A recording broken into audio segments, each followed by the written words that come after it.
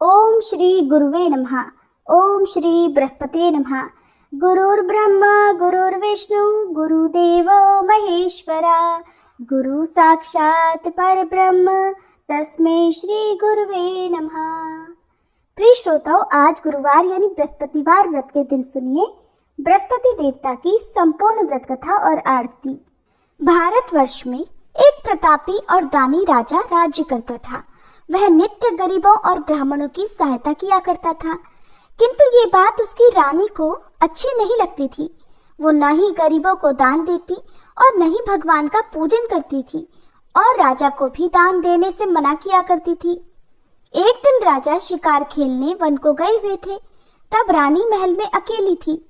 उसी समय बृहस्पति देव साधु वेश में राजा के महल में भिक्षा लेने के लिए गए और भिक्षा मांगी, तो रानी ने भिक्षा देने से इनकार कर दिया और कहने लगी, हे साधु महाराज, मैं तो इस दान पुण्य से तंग आ गई हूँ। मेरा पति सारा धन लुटाते रहते हैं। मेरी इच्छा है कि हमारा सारा धन नष्ट हो जाए, फिर ना रहेगा बांस, ना बजेगी बांसुरी। साधु ने कहा, देवी तुम तो बड़ी विचित्र हो। धन संतान तो सभी चाहते हैं, पुत्र और लक्ष्मी तो पापी के घर भी होनी चाहिए। यदि तुम्हारे पास अधिक धन है तो भूखों को भोजन दो, प्यासों के लिए प्याऊ बनवाओ, मुसाफिरों के लिए धर्मशालाएं खुलवाओ। जो निर्धन अपनी कुंवारी कन्याओं का विवाह नहीं कर सकते, उनका विवाह करा दो।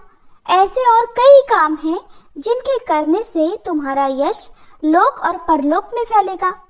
परंतु रानी पर उपदेश का कोई प्रभाव न पड़ा। वह बोली, महाराज आप मुझे कुछ न समझाइए। मैं ऐसा धन नहीं चाहती जो जगह जगह बांटती फिरूं। तब साधु ने उत्तर दिया कि अगर तुम्हारी ऐसी इच्छा है तो तथास्तु। तुम ऐसा करना कि बृहस्पतिवार को घर लीपकर पीली मिट्टी से अपना सिर धोकर स्नान करना, भट्टी चढ़ाकर कपड़े धोना। ऐसा करने से आपका सारा धन नष्ट हो जाएगा। इतना कहकर वह साधु महाराज वहां से आलोप हो गए और साधु के कहे अनुसार बातों को पूरा करते हुए रानी को केवल 3 बृहस्पतिवार ही बीते थे कि उसकी समस्त धन संपत्ति नष्ट हो गई। अब भोजन के लिए राजा का परिवार तरसने लगा। तब एक दिन राजा रानी से बोला कि हे रानी, तुम यहीं रहो, मैं दूसरे देश को जाता हूँ, क्योंकि यहाँ पर तो सभी लोग मुझे जानते हैं, इसलिए मैं कोई छोटा कार्य नहीं कर सकता। ऐसा कहकर राजा परदेश चला गया। वहां वह जंगल से लकड़ी काट कर लाता और शहर में बेचता था। इस तरह वह अपना जीवन व्यतीत करने लगा। इधर राजा के परदेश जाते ही रानी और दासी दुखी रहने लगी।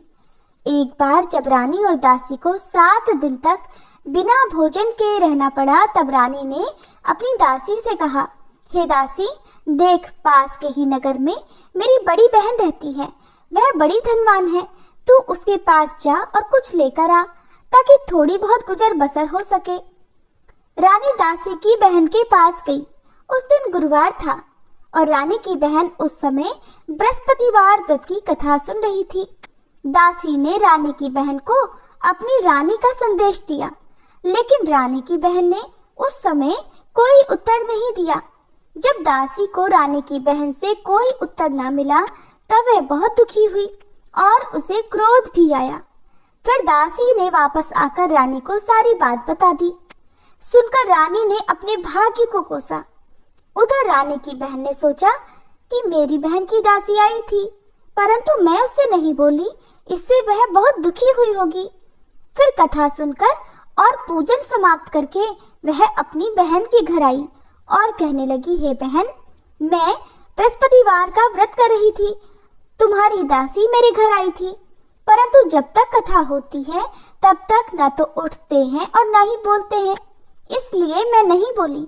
कहो दासी क्यों गई थी?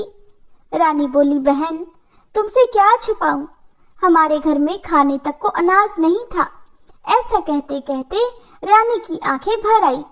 उसने दासी समेत पिछले 7 दिनों से भूखे रहने की बात अपनी बहन को विस्तार पूर्वक सुना दी। रानी की बहन बोली, देखो बहन, भगवान बृहस्पति सबकी मनोकामनाओं को पूर्ण करते हैं। देखो शायद तुम्हारे घर में अनाज रखा हो।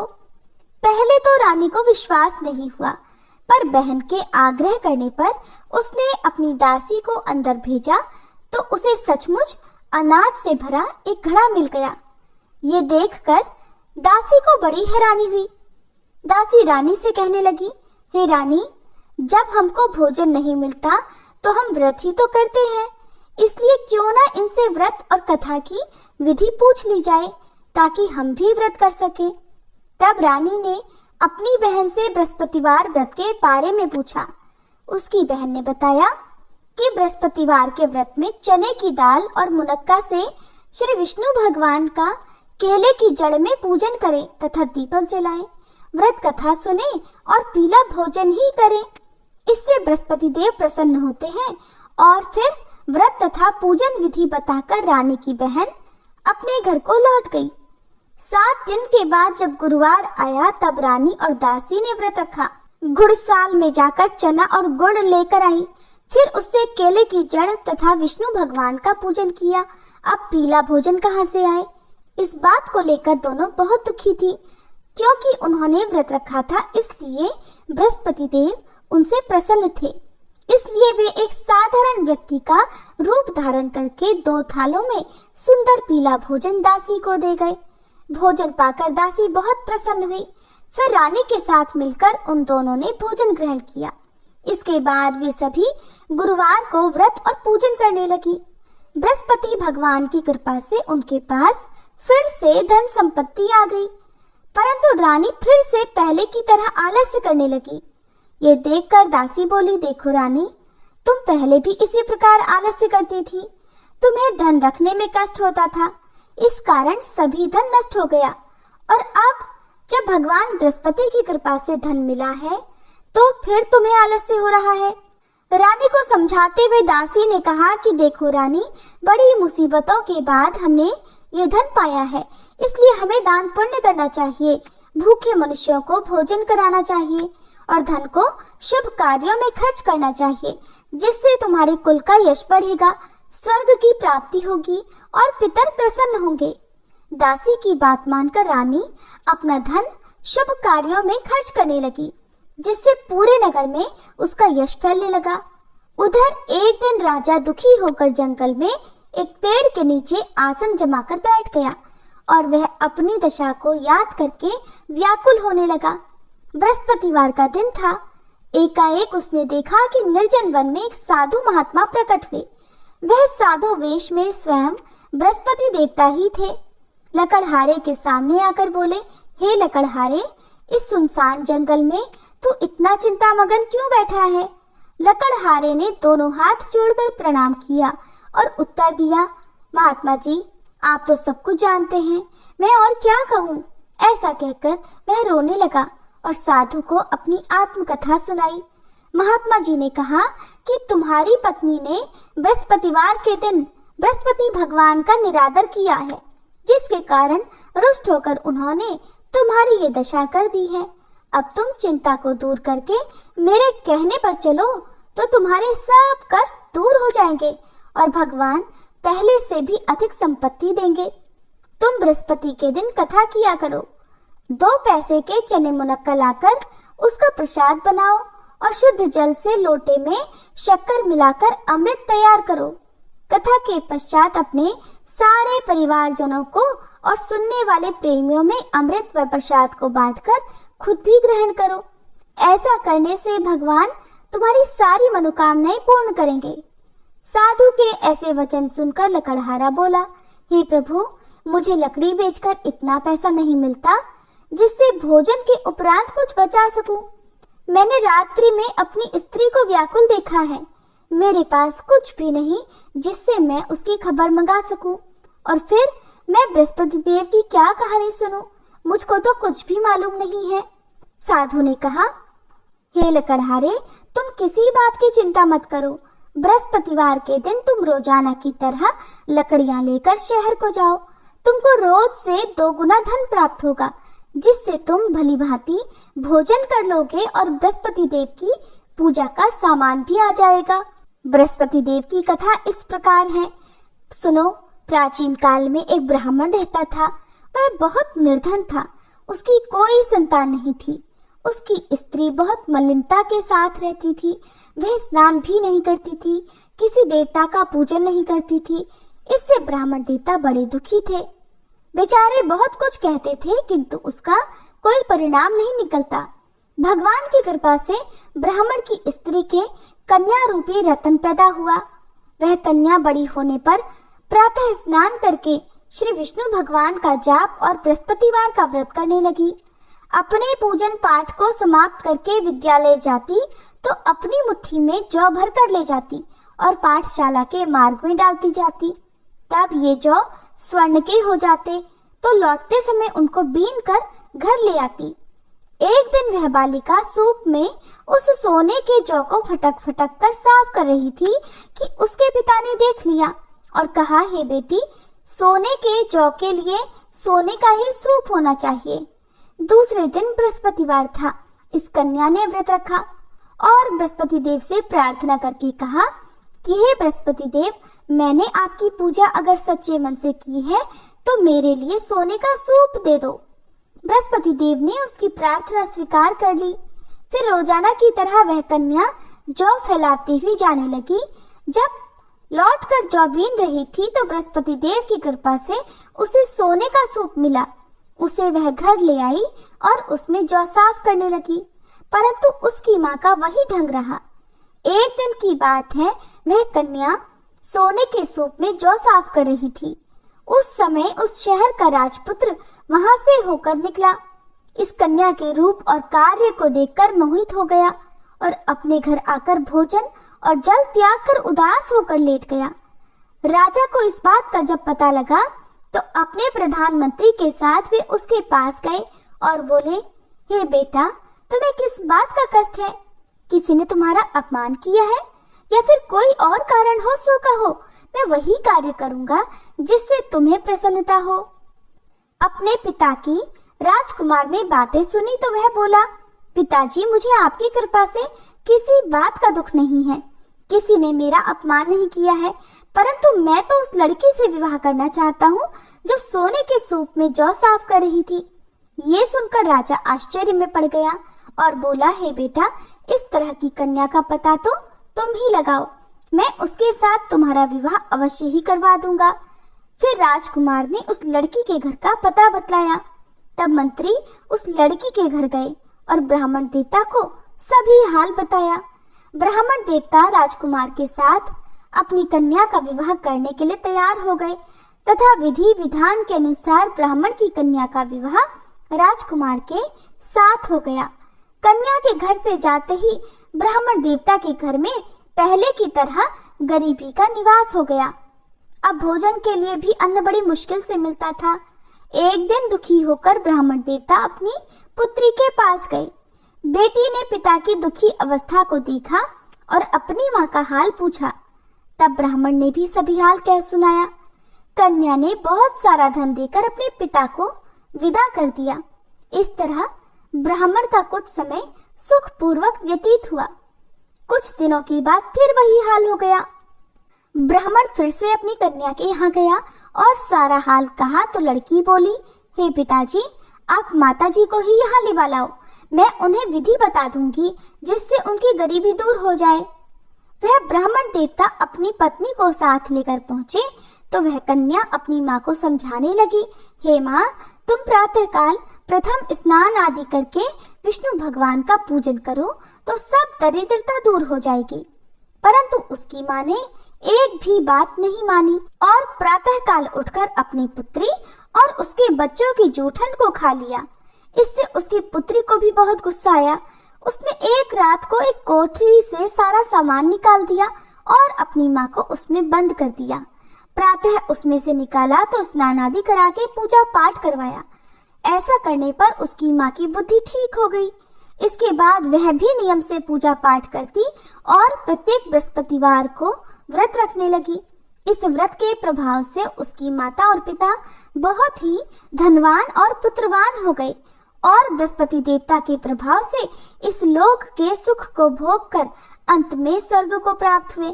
इस तरह कहानी कहकर वह साधु देवता वहीं जंगल में अंतर्ध्यान हो गए। धीरे धीरे समय व्यतीत होने पर फिर वही बृहस्पतिवार का दिन आया। लकड़हारा जंगल से लकड़ी काटकर किसी शहर में बेचने गया। उसे उस दिन और दिन से अधिक पैसा मिला। राजा ने चना गुड़ आदि लाकर गुरुवार का व्रत किया। उस दिन से उसके सभी क्लेश दूर हुए। परंतु जब दोबारा गुरुवार का दिन आया तो बृहस्पतिवार का व्रत करना भूल गया। इस कारण बृहस्पति भगवान नाराज हो गए। उस दिन जब नगर के राजा ने विशाल यज्ञ का आयोजन किया, तब ये घोषणा भी करा दी कि कोई भी मनुष्य अपने घर में भोजन न बनाए, न आग जलाए। समस्त जनता मेरे यहाँ भोजन करने आए। इस आज्ञा को जो न मानेगा उसे फांसी की सजा दी जाएगी। इस तरह की घोषणा संपूर्ण नगर में करवा दी गई। राजा की आज्ञा के अनुसार शहर के सभी लोग भोजन करने गए, लेकिन लकड़हारा कुछ देर से पहुंचा, इसलिए राजा उसको साथ अपने घर लेकर गए और ले जाकर भोजन करा रहे थे। तभी रानी की दृष्टि उस खूंटी पर पड़ी जिस पर उसका हार लटका हुआ था। वह वहां पर दिखाई नहीं दिया। रानी ने निश्चय किया कि मेरा हार इस मनुष्य ने ही चुरा लिया है। उसी समय सिपाहियों को बुलाकर उसको कारागार में डलवा दिया। जब लकड़हारा कारागार में पड़ गया और बहुत दुखी होकर विचार करने लगा कि न जाने कौन से पूर्व जन्म के कर्म से मुझे ये दुख प्राप्त हुआ है, और उसी साधु को याद करने लगा जो कि जंगल में मिला था। उसी समय तत्काल बृहस्पति देव साधु के रूप में प्रकट हुए और उसकी दशा को देखकर कहने लगे, अरे मूर्ख, तूने बृहस्पति देव की कथा नहीं करी, इस कारण तुझे दुख प्राप्त हुआ है। अब चिंता मत कर, बृहस्पतिवार के दिन कारागार के दरवाजे पर 4 पैसे पड़े मिलेंगे। उनसे तू बृहस्पति देव की पूजा करना, तेरे सभी कष्ट दूर हो जाएंगे। बृहस्पतिवार के दिन उसे 4 पैसे मिले। लकड़हारे ने कथा कही। उसी रात्रि को बृहस्पति देव ने उस नगर के राजा को स्वप्न में कहा, राजा, तुमने जिस आदमी को कारागार में बंद कर दिया है वह निर्दोष है, वह राजा है, उसे छोड़ देना। रानी का हार उसी खूंटी पर लटका है। अगर तू ऐसा नहीं करेगा तो मैं तेरे राज्य को नष्ट कर दूंगा। इस तरह रात्रि के स्वप्न को देखकर राजा प्रातःकाल उठा और खूंटी पर हार देखकर लकड़हारे को बुलाकर क्षमा मांगी और लकड़हारे को योग्य सुंदर वस्त्र आभूषण देकर विदा कर दिया। बृहस्पति देव की आज्ञा के अनुसार लकड़हारा अपने नगर को चल दिया। राजा जब अपने नगर के निकट पहुंचा तब उसे बड़ा आश्चर्य हुआ।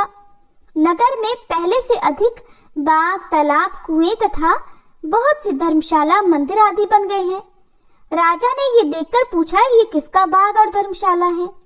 तब नगर के सब लोग कहने लगे, ये तो सब रानी और बांदी के हैं। तब राजा को बड़ा आश्चर्य हुआ और गुस्सा भी आया। उधर जब रानी ने ये खबर सुनी कि राजा आ रहे हैं, तब उन्होंने दासी से कहा, हे दासी, देख, राजा हमको कितनी बुरी हालत में छोड़ गए थे। हमारी ऐसी हालत देखकर वह लौट ना जाए, इसलिए तू दरवाजे पर खड़ी हो जा। आज्ञा के अनुसार दासी दरवाजे पर खड़ी हो गई। राजा आए तो उन्हें अपने साथ लिवा लाई। तब राजा ने क्रोध करके अपनी रानी से पूछा कि ये धन तुम्हें कैसे प्राप्त हुआ है? तब उन्होंने कहा, हमें ये सब धन बृहस्पति देव के इस व्रत के प्रभाव से प्राप्त हुआ है। अब तो राजा ने निश्चय किया कि 7 रोज बाद तो सभी बृहस्पति देव का पूजन करते हैं, परंतु मैं प्रतिदिन दिन में 3 बार कहानी और रोज व्रत किया करूंगा। अब तो हर समय राजा के दुपट्टे में चने की दाल बंधी रहती और दिन में 3 बार कहानी कहते। एक दिन राजा ने विचार किया कि चलो अपनी बहन के यहाँ हो आवे। इस तरह निश्चय करके राजा घोड़े पर सवार होकर अपनी बहन के यहाँ को चलने लगा। मार्ग में उसने देखा कि कुछ आदमी एक मुर्दे को लिए जा रहे हैं। उन्हें रोककर राजा कहने लगा, अरे भाइयों, मेरे बृहस्पति देव की कथा सुन लो। वे बोले, लो, हमारा तो आदमी मर गया है, इसको भी कथा की पड़ी है। परंतु कुछ आदमी बोले, अच्छा कहो, तुम्हारी कथा भी सुनेंगे। राजा ने दाल निकाली और जब कथा आधी हुई थी कि मुर्दा हिलने लग गया, और जब कथा समाप्त हो गई तब राम राम करके मनुष्य उठ खड़ा हुआ। आगे मार्ग में उसे किसान खेत में हल चलाता मिला। तब राजा ने उसे देखकर बोला, अरे भैया, तुम मेरी बृहस्पतिवार की कथा सुन लो। किसान बोला, जब तक मैं तेरी कथा सुनूंगा तब तक 4 हरैया जोत लूंगा। जा, अपनी कथा किसी और को सुनाना। इस तरह राजा आगे चलने लगा। राजा के हटते ही किसान के बैल पछाड़ खाकर गिर गए और किसान के पेट में बड़ी जोर का दर्द होने लगा। उसी समय उसकी माँ रोटी लेकर आई। उसने जब ये देखा तो अपने पुत्र से सब हाल पूछा और बेटे ने सभी हाल कह दिया। तब वह बुढ़िया दौड़ी दौड़ी उस घुड़सवार के पास गई और उससे बोली कि मैं तेरी कथा सुनूंगी, तू अपनी कथा मेरे खेत पर चलकर ही कहना। राजा ने बुढ़िया के खेत पर जाकर कथा कही, जिसके सुनते ही वह बैल उठकर खड़े हो गए तथा किसान के पेट का दर्द भी बंद हो गया। फिर राजा अपनी बहन के घर पहुंचा। बहन ने भाई की खूब मेहमानी की। दूसरे दिन प्रातःकाल राजा जगा तो देखने लगा कि सब लोग भोजन कर रहे हैं।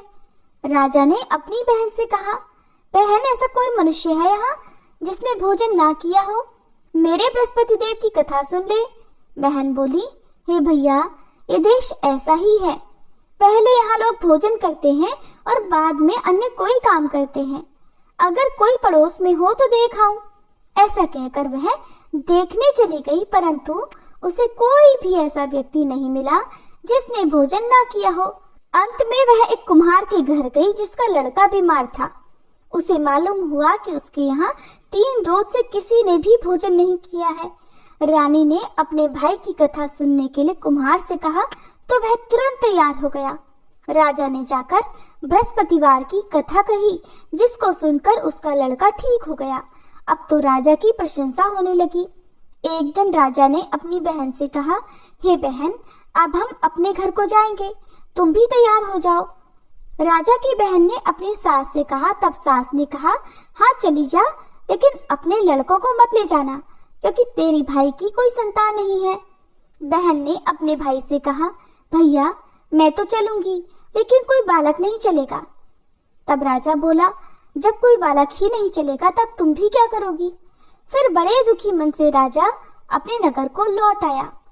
राजा ने अपनी रानी से घर आकर कहा कि हम निर्वंशी हैं, हमारा मुंह देखने का धर्म नहीं है और कुछ भोजन आदि नहीं किया। तब रानी बोली, हे प्रभु, बृहस्पति देव ने हमें सब कुछ दिया है, वह हमें संतान भी अवश्य देंगे। उसी रात को बृहस्पति देव ने राजा से स्वप्न में कहा, हे राजा, उठो, सभी सोच त्याग दो, तेरी रानी गर्भ से है। राजा को ये बात सुनकर बड़ी खुशी हुई। फिर 9वें महीने में रानी के गर्भ से एक सुंदर पुत्र पैदा हुआ। तब राजा बोला, हे रानी, स्त्री बिना भोजन के रह सकती है, पर बिना कहे नहीं रह सकती। जब मेरी बहन आएगी तब तुम उससे कुछ मत कहना। रानी ने सुनकर हाँ कर दिया। उधर जब राजा की बहन ने ये शुभ समाचार सुना तो वह बड़ी खुश हुई और बधाई लेकर अपने भाई के यहाँ आई। तभी रानी ने कहा, घोड़ा चढ़कर तो नहीं आई है, गधा चढ़कर आई है। राजा की बहन बोली, भाभी, मैं इस प्रकार ना कहती तो तुम्हें संतान कैसे मिलती? बृहस्पति देव ऐसे ही हैं, जैसी जिसके मन में कामनाएं हैं सभी को पूर्ण करते हैं। जो सद्भावना पूर्वक बृहस्पतिवार का व्रत करता है एवं कथा पढ़ता है अथवा सुनता है, दूसरों को सुनाता है, बृहस्पति देव उनकी सभी मनोकामनाएं पूर्ण करते हैं। बृहस्पति देव उनकी सदैव रक्षा करते हैं। जो संसार में सद्भावना और सच्चे हृदय से बृहस्पति देव का पूजन करते हैं, उनकी सभी मनोकामनाएं उसी प्रकार पूर्ण होती हैं जैसे राजा और रानी ने बृहस्पति देव की कथा का गुणगान किया। उनकी सभी इच्छाएं बृहस्पति देव ने पूर्ण की। मनुष्य को हृदय से उनका मनन करते हुए जयकारा करना चाहिए। सभी प्रेम से बोलिए, बृहस्पति देव की जय, श्री विष्णु भगवान की जय।